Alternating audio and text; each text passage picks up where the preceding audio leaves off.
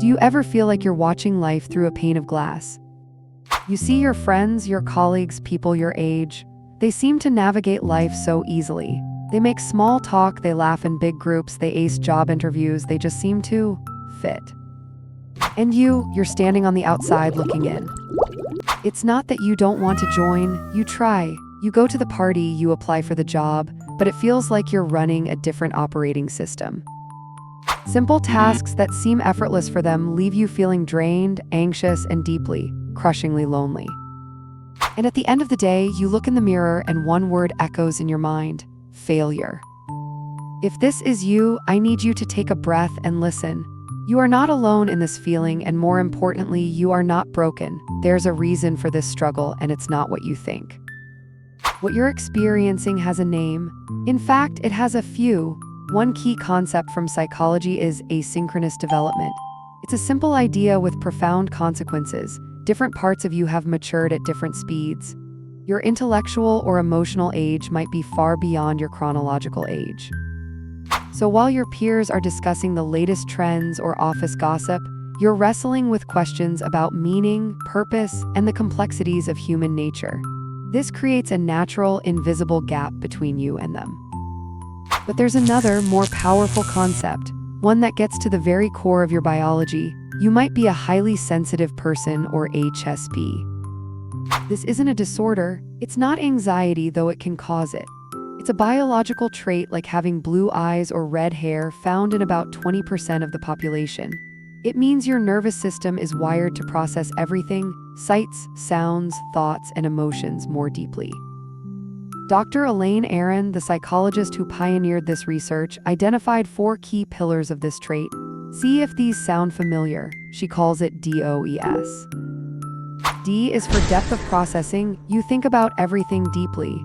When someone tells you something, you don't just hear the words, you analyze the tone, the subtext, the implications. You connect it to past conversations and future possibilities. This is your default setting. O is for overstimulation. Because you process everything so deeply, you get overwhelmed more easily. A situation that's just a party for someone else is a massive data processing event for you. You're analyzing the music, the lights, the 10 different conversations happening, the subtle emotional cues on everyone's faces. You hit your limit faster than others. E is for emotional reactivity and empathy. You feel things strongly, both your own emotions and the emotions of others. You have a very high level of empathy, which means you often feel like a sponge for the moods of the people around you. S is for sensing the subtle. You notice things others miss. A tiny shift in someone's expression, a slight change in the room's atmosphere, a detail in a piece of art that no one else sees. When you put DOES together, the metaphor becomes clear. Most people's brains are like a standard computer, running everyday tasks just fine. Your brain is like a high-performance supercomputer. This is an amazing gift, but of course you're exhausted. You're not failing at being social. Your brain is just doing 10 times the work. This is why you feel that prematurely old feeling. Your soul has been running marathons while others have been taking a stroll.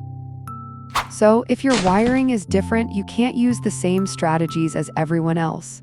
Forcing it will only lead to more burnout and self-criticism. Instead, we need a new playbook, one designed for your operating system. Strategy 1, for socializing the Survive, Don't Thrive mission. You go to a social event with the goal of having fun or making friends. That's too much pressure. Change the mission. Your new mission is simply survive without a complete energy crash. This means set a time limit. I will stay for 1 hour. Be specific and give yourself full permission to honor it. Set a simple goal. I will have one conversation, even if it's just about the food, with the person next to me. Find your anchor. An anchor can be a person you feel comfortable with, or even a task like helping the host with drinks. It gives your supercomputer brain a single, safe process to focus on amidst the chaos. Then give yourself permission to leave. Leaving early isn't a failure. It's a strategic retreat to protect your energy. Strategy 2, for job hunting, change the battlefield. Interviews are often a nightmare for deep thinkers. They reward quick, polished, surface-level answers, the opposite of your strengths. So change the battlefield. Show, don't just tell. Your strength is in your work, not your sales pitch. Build a portfolio. This could be a personal website with your projects, a blog where you write your deep thoughts on your industry, or even a well-documented GitHub profile if you're a coder. Let the quality of your deep work speak for itself before you even walk in the room. Reframe rejection and interview. No is not a verdict on your worth. It is a data point about a mismatch. That's it. It's not "I failed." It's "that environment wasn't right for my operating system." Next. Strategy 3, for your mind, the 2-minute rule. Your deep thinking brain can lead to analysis paralysis, where you think so much about a problem you never start.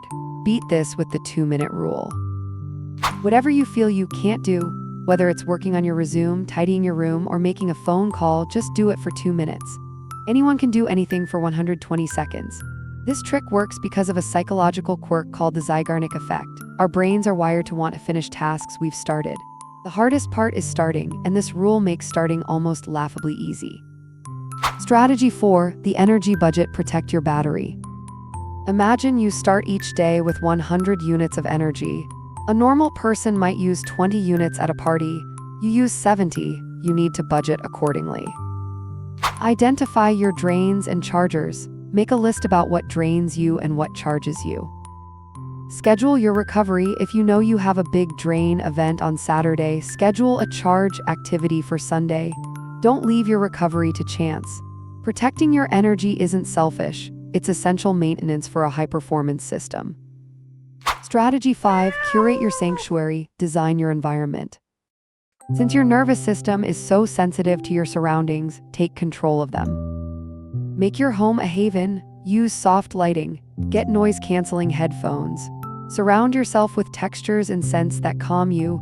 Your home should be the place where your nervous system can finally downregulate and relax. Unfollow social media accounts that make you feel anxious or inadequate. Mute notifications. Curate your feed to be a place of inspiration and calm, not a source of constant overstimulation. For years, maybe your whole life, you've been operating under one core assumption: there is something wrong with me and I need to fix it. You've read the self-help books, you've tried to be more outgoing, more normal. You've tried to turn down the volume on your feelings to stop overthinking everything. You've tried to patch your operating system to make it run like everyone else's. You've been trying to fix something that was never broken in the first place. You've been treating a feature as a bug. All that time you spent feeling like a failure wasn't because you were failing at being you. It's because you were failing at being someone else. And that's a task you were never meant to succeed at. For your whole life, you've been feeling like a faulty machine. You've looked at the people around you, the hammers, who seem to nail every task with ease. And you've been trying to hammer nails too, but it doesn't work. You feel clumsy, weak, and useless. You feel like a broken hammer. But what if you were never a hammer to begin with? What if you are a scalpel? A precision instrument designed for intricate, detailed, and meaningful work. You have been trying to hammer nails with a scalpel. Of course it feels wrong. Of course it doesn't work. Of course you feel like you're failing. Your life's work is not to become a better hammer. It is to stop trying to hammer nails. It is to find the delicate, complex, and beautiful work that only a scalpel can do. What is scalpel work? It's the work of deep connection, not shallow, small talk. It's the work of creating art that moves people. It's the work of finding the elegant, unseen solution to a complex problem. It's the work of being the friend who truly listens, the leader who truly understands their team, the parent who sees the subtle needs of their child. The world has enough hammers. It is drowning in hammers. Your depth, your sensitivity, your ability to see the world in high definition, that is not your burden. It is your purpose. It's the tool you've been given to do the work that others cannot. So stop measuring yourself with their ruler. Start looking for the challenges that require your unique precision. Build a life that fits you, not them, because your way of being isn't a flaw to be fixed. It's a superpower waiting to be aimed.